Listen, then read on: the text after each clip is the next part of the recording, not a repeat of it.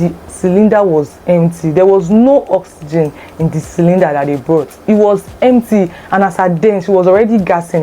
Hello everybody, my name is Ayo and you're welcome to Ayo Women's Lifestyle. So guys, this is a warning before I start this video. If you know you are so emotional or you get teary easily, I'll beg you to just hold your tissue paper or your handkerchief while watching this video, because in today's video I'll be talking about my mom. Guys, I lost my mom in the year 2019. I lost my mom to an accident. It was so painful, it was so horrible. She was 58 years old before she died, and trust me, it has not been easy. So I lost my mom when I was 26 years old and I'm now 29. I'll be 30 next year, and I still don't know how to bear the loss. Like, I still feel down. Anytime I think about her, I feel terrible. I don't want to say her death made me feel depressed. I don't know if it was depression that I was facing then, but I just know I wasn't feeling good. I wasn't feeling fine, and I'm always scared of the people around me. Like, I'm always scared to get attached to people because I don't want to lose them. Since I lost my mom, I have been so sensitive. Me will be say I be hard girl. Any small thing like this, I'm started crying. Like, even if I have a scratch on my body, guys, and I don't know what to say, mommy, I'll start crying. Oh, mommy. Even if I'm taking injection in the hospital, once they start to put the syringe into my body, I'll be like, mommy. You'll be like, what's up with you and your mommy? Like, I really love my mom. I really cherish her because she's so hardworking. My mom is so hardworking. She was so selfless. She put herself first before us. We didn't grow up in a rich family, but we went to rich primary school, rich secondary school, and my mom made sure she paid because we were 4 in number. She gave us 4 children, and we were not pretty close, funny enough, but I don't know. You know, the mother's love. You know, you can't counter motherly love. So even if you're not close with your mom, doesn't mean when you lose her, you won't feel her. I still feel like my mom is still here today, and trust me, all her teachings and her words and her prayer, her words are still keeping me going to today. So guys, let's go into the main video. So in today's video, I'll be writing I wrote a tribute to my mom on my phone. I wrote a tribute. I'm going to read it out here while on camera. I hope my siblings and my family member will see this video. I'm like, and she's not that close to her mom. Mommy, I'm so sorry for being a stubborn girl. Guys, growing up, I was so stubborn. She literally used to tie me before beating me. I'm not shy to say that in front of the camera. She literally ties my hand and my leg. Like, I'm so stubborn and wicked. Anything you say I should not do, that's what I would do. But it was all in the past. How I wish she's still alive till today. At least she would have seen the better part of me. I'm not that bad, like bad, but just stubbornness. I'm from Ekiti. Both parents are from Ekiti, so you should know the kind of stubborn I'm talking about. So that's all good. So if there is one thing I am yet to get over in this life that has happened to me, all my experiences in my existence of almost 30 years, the only thing I can't get over is my mom's death. It has always been on my mind, and funny enough, how I don't even know where my mom was buried till now. I need you guys' honest opinion on how to deal with the loss of a loved one, because I think I still don't figure it out. I don't know what to do.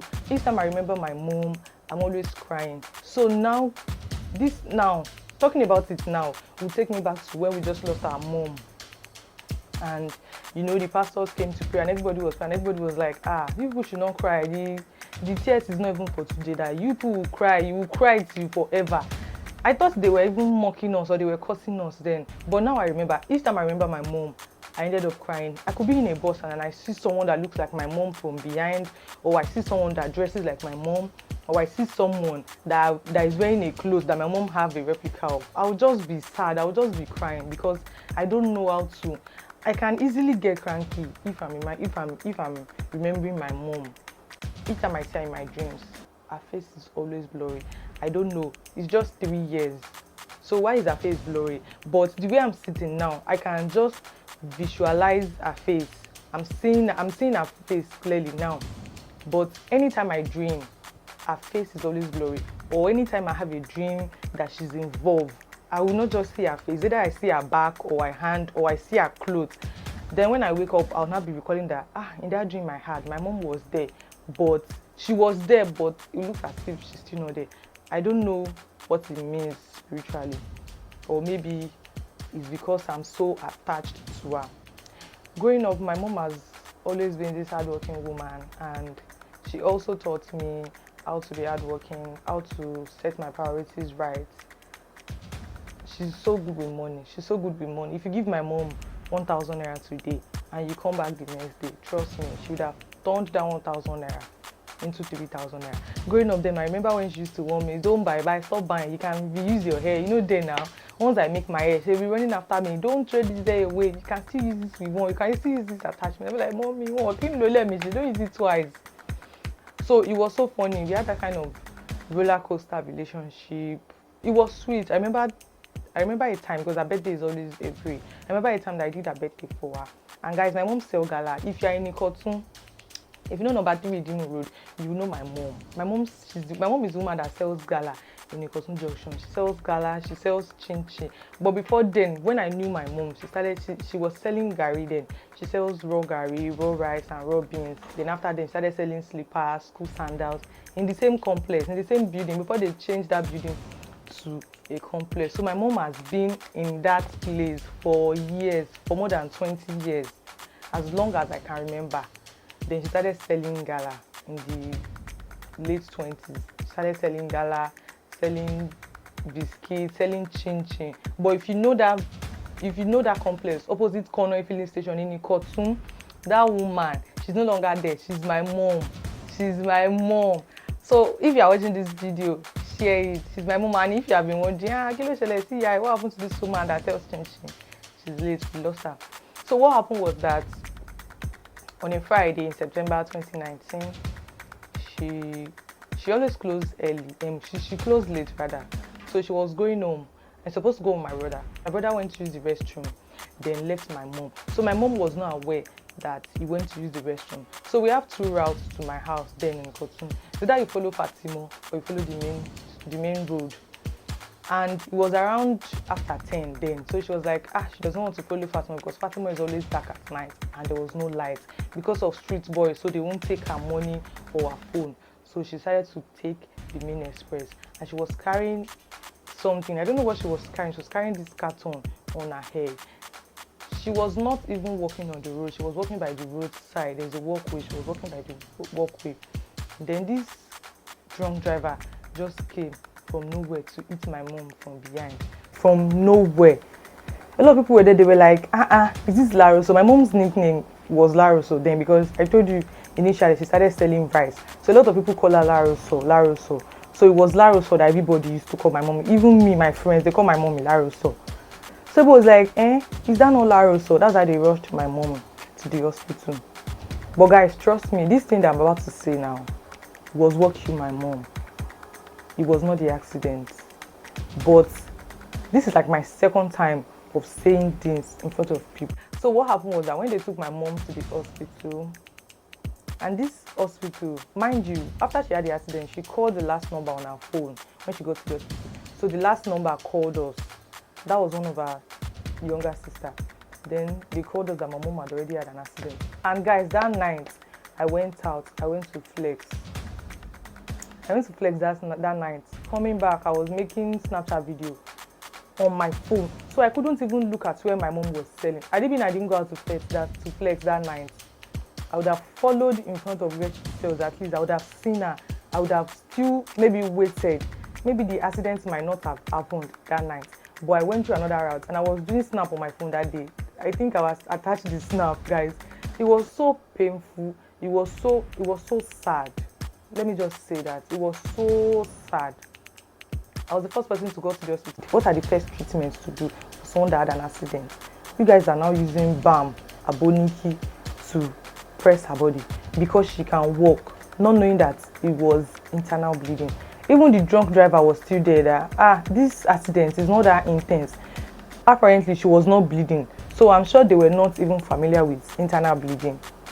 So they were using aboniki to press my mommy, and my mommy was calling my, because I was the first person. Immediately I called my sister. My sister was just crying that she doesn't want to go, that she had already seen a vision also that she's even praying about, that my mommy is going to die also, blah blah blah. That's aside. But guys, something happened a few days to my mom's death. She cooked rice. The rice was not much. It was like half a derica, and then we eat like 1.5 dericas of rice. And she poured it in a plate that okay, everybody should eat. You know that kind of Jesus Last Supper. So everybody ate. She gave us the food. Everybody ate. She now said something that night that anytime she died, that we should not bury her in Lagos, or even if she have a house in Lagos. We told her that, oh mommy, what if you have a house in Lagos? She said no, that we should not bury her in Lagos, that we should just take her to the village to go and bury her there, that she doesn't want to sleep outside. We said okay. Then at the hospital, I was like, mommy, calm down. And my mom had BP issue, so she was coughing. The nurse was like, does she have cough? I said, I don't know, Joe, please take care of my mom. Even me, my brain didn't tell me that, oh, at least first aid, let's check what is wrong with her. So after coughing, they noticed that the cough was getting worse. They now took her into a room. Guys, guess what? That's how they brought out the cylinder for the oxygen to pass to my mommy's nose. Guys, the cylinder was empty. There was no oxygen in the cylinder that they brought. It was empty, and as at then, she was already gassing in her mouth. She was already foaming. Guys, she started calling my name. She started calling my name. I could remember. She said, Ayowumi, Majekin Kubaida, Ayowumi, don't let me die like this. How I wish I can get justice for my mom's death. But guys, I don't even know how we get to this stage in Nigeria. How can you have an hospital and you brought out oxygen that was empty?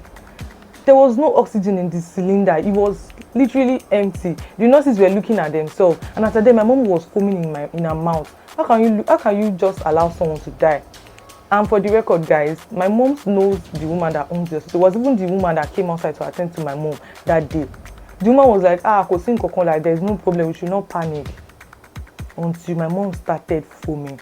She now said, oh yeah, let's be rushing her to General Hospital. That's how we took her in the bus. The same bus that hit her, took her in the bus. We were taking her to Igondo General Hospital. Immediately we got to the spot where she had the accident.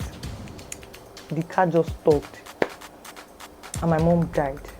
We were not aware. And guys, my elder sister's wedding was in December. That's how we took her to Igondo. When we got to Igondo, my mom's brother, everybody, the Muslims were praying in Muslim, Christians were praying in Christian, the third religion too, everybody was praying, kabashing in the bus. My daddy was there, everybody was crying, I couldn't cry because I've never witnessed such before. In my mind, I'm like, is this how people die? Is this how vanity this life is?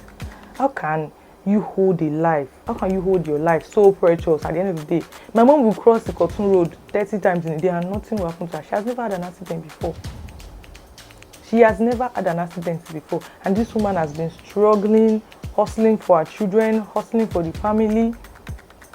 As at then, I just finished my HNG as last protect. That's how we got to General Hospital. The nurses, they rushed out. They trooped out to help us. They checked everything they could check from the car. They didn't even take her inside. They were giving her first aid there. That's how the nurse told us that she's dead. Brought in dead. My mom died in my hands like this. My mom died in my hands like this. I was just speechless. I don't know what to say. I don't know if I should cry. I don't know if I should laugh. I don't know if I wanted to run mad at that moment. I don't know if my whole life was crumbling. I was so lifeless and restless myself at that moment. Because we've been planning the dance step we were going to dance for my sister's wedding. We've been planning everything. That's how we went to take the certificates, death certificates. We took her body home. The driver started crying. They started beating the driver. I was like, don't beat him. Started crying. Everybody, we got home. When we got home, they helped us to carry my mom inside. That night, everybody couldn't sleep. Everybody. I used my towel, I covered her with my towel. I sat beside her, I slept, I put my head on her body. I was touching her. Mommy, Eji, mommy, Eji, Laroso, wake up, mommy. I was calling her name. Myself and my sister, she was in the middle. I slept by the right, my sister slept by the left. We put her head on her chest, and her body was so cold. Her body was so cold. Neighbors started bringing salt, bringing white dish that we need to put salt on her chest. I covered her with my toe. I'm like touching her. The way we used to touch her breast, touch her bum bum, touch her laps. Her body was fresh, like a baby. We were calling my mommy, mommy, what happened? That's how we lost my mom. And as at then, we don't even know it was internal bleeding. The next day, they came to embalm her in the house. We wanted to take her to Ekiti because she had already warned us, like I said earlier, that we should not bury her in Lagos. So they came to embalm her in the house. At the point of embalming my mom, that was when blood started coming out from her eyes, blood started coming out from her head, started coming out from her nose. Every hole in her body was blood. That was when we now noticed that it was internal bleeding. Like guys, I don't even want to go further. I don't want to go further with this vlog because if I go further, I don't know what can happen. Let me just stop here for now and read the tribute to you guys. Rest in power, Mom. I love you and I will always miss you. Your departure has been so heavy in my heart. I can't wait for when we will meet again in heaven. I thank my lucky stars for making you my mom. I am so sorry for being a stubborn daughter. I think about you every day. I guess I don't know the value of what I had till I lost you. My name was the last word you said. Reading this made me realize that you are my first love. Your face is now blurry in my dreams, Mom. Thank you for all the sacrifices. Thank you for all the prayers and teachings because they are all that I have left. I know the angels of heaven are guiding you through the golden gates of heaven already. Words still can't describe how much you are to me. Keep resting, Mom. I your woman. So I love you, Mommy. I'm sorry for all the bad times and I'm so grateful for all the good times. And I'm thankful for all the good times. I thank you for all the teachings, all the things you've shown me. I thank God for you being my mom. I thank God for calling you to glory. And I also thank God because I know you are in heaven singing Hallelujah and Hosanna to God with the angels. So guys, we've come to the end of this vlog. And guys, please don't forget to subscribe to my YouTube channel. Like this video, no thumbs down, give this video a thumbs up, and please share with your friends. And another thing guys, I want you guys to tell me in the comment section how to deal with the loss of a loved one.